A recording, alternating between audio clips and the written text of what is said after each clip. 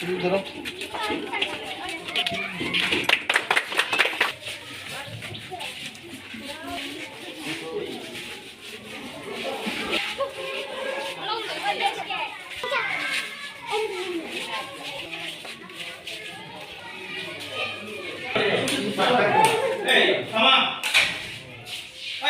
আৰু এখন সুস্থ এখন পৰিৱেশ এই স্কুলখন আপোনালোকে সকলোৱে এই অঞ্চলৰ ৰাইজে যাতে ইয়াতকৈ অলপ ভাল পৰিৱেশ গঢ়ি উঠে।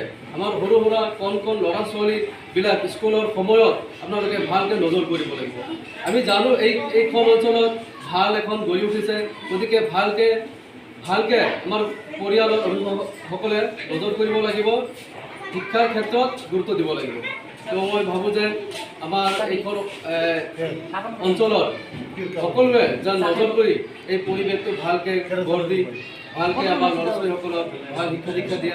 এইখিনিকে কথা কৈ মোৰ বক্তব্য সামৰিছোঁ। নমস্কাৰ। ভাল এটা একেবাৰে মানে ভাল ৰেংক লৈ পেলাই ভাল পাৰ্চেণ্ট লৈ পেলাই যাতে স্কুল মানে হায়াৰ ছেকেণ্ডাৰী বা মেট্ৰিক এনেকুৱা ভাল পজিশ্যনলৈ যাতে পাছ কৰিব পাৰে।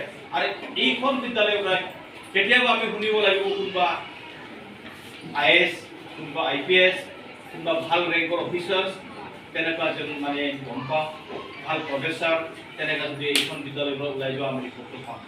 পাৱাৰ লগে লগে আমি মনটো শান্তি হ'ম যে এই যে উত্তৰ অঞ্চলৰ মানুহে যে আণ্ডাৰ এষ্টিমেট কৰে, বেলেগৰ টাউনৰ মানুহবিলাকে লৈ যাব লাগিব। মৰুভূমিত যদি পুৰুণ ফুল ফুলে এই বস্তুটো আমি দেখাই দিব লাগিব। স্পেচিয়েলি আপোনাৰ শিক্ষাগুৰুৰ ওপৰত অনুৰোধ কৰি আপোনালোকে সৌদিনা বহুতে আমাৰ এটা ভাল কাম লৈ পেলাই অনাগত টাইমত ভাল এটা কাৰণে দেশ ভাল কৰাৰ কাৰণে আমাৰ মানে অঞ্চলটো ভাল কৰাৰ কাৰণে আপোনালোক সমাজৰ এজন সচেতন ব্যক্তি, সমাজৰ এজন শিক্ষাগুৰু